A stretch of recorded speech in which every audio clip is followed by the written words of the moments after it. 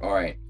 So we're back with another certified hood classic. Today I'm going to be predicting the UFC fight night, Sean Brady versus Gilbert Burns. This card is pretty bad, but I'll take what I can get. I really think that, like, because last week we had no fights, I was talking to my friend. I really think that I would have honestly taken like a Verna Jandaroba main event as opposed to no fights being held on a weekend. I really just like watching fights. It doesn't really matter, but these are rather uninteresting fights. I just hope that we can produce some nice finishes from them. It's a shame that Ryan Spann versus Oben St. Preux got pulled, but might be a nice night of fights. There's a lot of debuting fighters, so I'm gonna get into each of my picks for the prelims and main card right now. So let's get right into it. Zigomantis Ramaska versus Nathan Fletcher. Nathan Fletcher is a prospect from Tough. I don't really care much for his fighting style and the fights that he had on Tough as well. Scrappy back and forth fights, but he had also broken his leg too, and it was like a photo of like the doctor holding the x-ray for like the break. It wasn't that big, but that was also pretty interesting. um yeah, I don't really like his fighting style, to be honest. He gets into brawls too much, and I feel like Zigomantis Ramaska, who has been fighting in the he's been getting crazy knockouts. I've watched, like, he's making his debut as well, so this is a guy who has like fights on the regional scene as well, and I, and he's getting like crazy like starch KOs on the regional scene and also TKOs as well. I don't think that Nathan Fletcher will be able to hold up against this style, the good proficient kickboxing of Zigomantis Ramaska. So for that first fight, I would favor the Lithuanian prospect Ramaska to take this one over Nathan Fletcher. I don't think it'll be very eventful. Maybe there'll be a knockout in that one. I think that the Lithuanian may come through for us. But the next fight, middleweight, Andre Petrosky versus Dylan Budka. Dylan Budka got knocked out by Cesar Almeida, who is the glory kickboxer who came to middleweight and fought. Um, I think he fought Kopylov in his last fight and he lost. And yeah, I think that he got. I think it was Roman Kopylov he fought, and he lost to Roman Kopylov, but he knocked Dylan Budka cold, and he looked pretty like not good in that fight. I think that Dylan Budka is like a clinch fighter. He just fights like, kind of like the way that Andre Petrosky likes to fight, but just a little bit worse. I think that Andre Petrosky is good at fighting, but it's just a matter of will he knock himself out entering a single leg on someone's hip, because that's something that he tends to do, or just weird fluke instances like that. I mean, I guess that might have been a one-off, but maybe that'll just be his thing, that just random funny, like, self-inflicted damage occurs in his fights, and that's what we'll remember him for. But I'll take Andre Petrosky in that fight, because I think that on paper, he's a better fighter than Dylan Budka. So moving up, women's strawweight is going to be the next fight. Jacqueline Amorim versus Vanessa Demopoulos. Do I have a coin anywhere? Okay, here we go. So let's see. Heads, Jacqueline Amorim. Tails, Vanessa Demopoulos. All right, so I guess Demopoulos it is. No. But like, it could very well be that easy, honestly. How do you predict these fights? I think that Jacqueline Amorim on paper is better. I looked at her highlights from LFA. She has nice hands, and she's a good striker. Vanessa Demopoulos, and she's good at grappling, Jacqueline Amorim as well. And I don't think that Vanessa Demopoulos is one submission and the other really stinky decisions that she wins and then jumps into Joe Rogan's arms afterwards is going to be enough to deal with that pressure wrestling and the striking on the feet, because we know Vanessa Demopoulos she's not good at striking. So I'm taking Jackie Amorim here, but it's WMMA, man, so probably Volkanovski is going to step in last minute and win that fight, if not Jackie Amorim. So we're just going to move on to the next one. Let's see. Yi Jia versus Gabriel Santos. Gabriel Santos is a David Onama victim. And if you remember, David Onama bit Izzy's swag, and he did the arrow thing whenever it didn't even mean anything whenever he did it.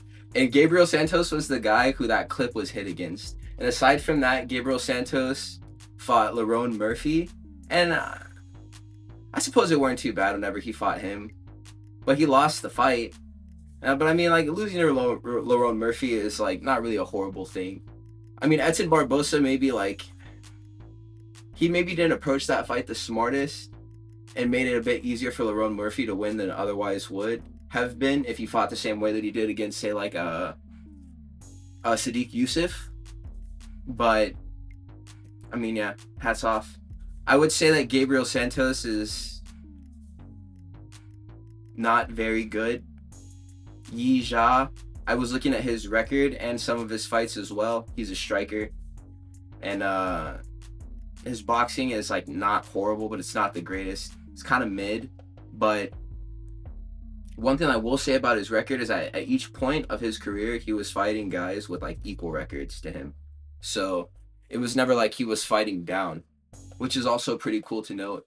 So I think that this right now, he's like 25-4. I think all the way up until getting into the UFC, he was fighting guys with around the same record as him. So he was never really fighting like green beans, unless those guys had padded records as well.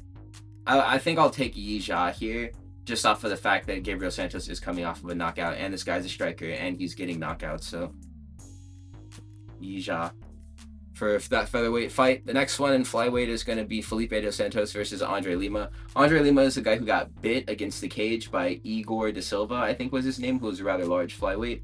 Andre Lima was literally losing that fight, and that's why everyone was like roasting Igor da Silva, was because like, dude, you were about to win. Why the heck did you bite him and literally make it so you could never fight in the sanctioned bout ever again?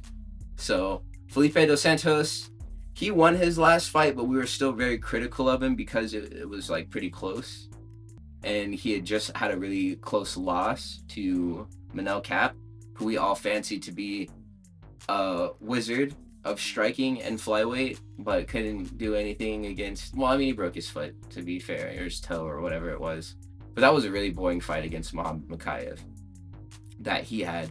So, I mean, their fight is just kind of aging worse, because that win over Felipe dos Santos aged worse for Manel Kape after Felipe dos Santos had a close fight in his next one against a guy who, like, wasn't very good, and he didn't look very good because he gassed, I think it was.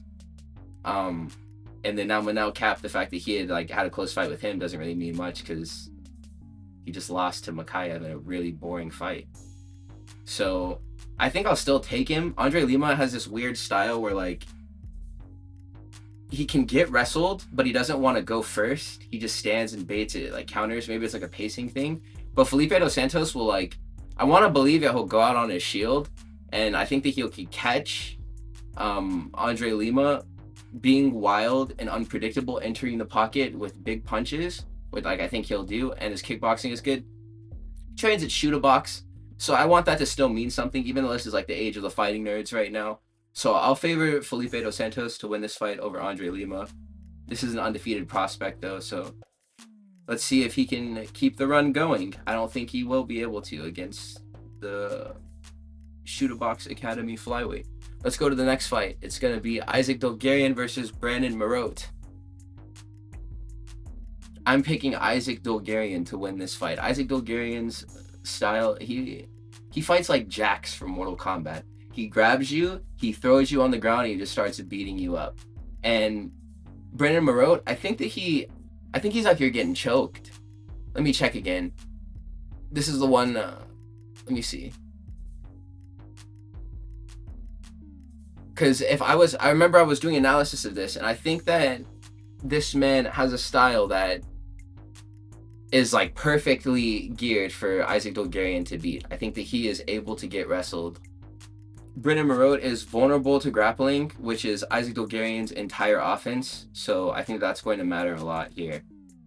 This is why I'm going to favor him to win this bout. Alright, so the next fight is going to be Zhu Rong versus Chris Padilla at lightweight. And I'm going to take Chris Padilla for this fight. Zhu Rong, he is, again, vulnerable to being taken down, and his entries for wrestling are very weak. It was a very, like, he was getting pieced up, sure, but it was a very lazy single leg he entered on Ignacio Bahamundes, which, I mean, isn't a horrible loss either, because that guy's very good. He got Darce choked. It was pretty uneventful, and he also had pink hair, which, like, made it a little bit worse for some reason. Um, I think that if he's vulnerable to this grappling style, Chris Padilla almost fights pretty identically to Isaac Bulgarian, who I just mentioned. And I think that he chases subs, and this guy can get subbed. So I think that I could see a belly down rear naked choke happening, an arm triangle, something like this. I think that Chris Padilla will be relentlessly attacking these positions.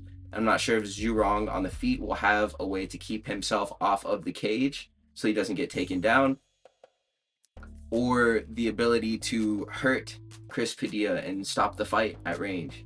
So I'm going to go with Chris Padilla for this fight. I think that he will win soundly, and yeah, I think he may even finish. So we're moving on to the main card now. The first bout is going to be Trevor Peek versus Yanal Ashmuz.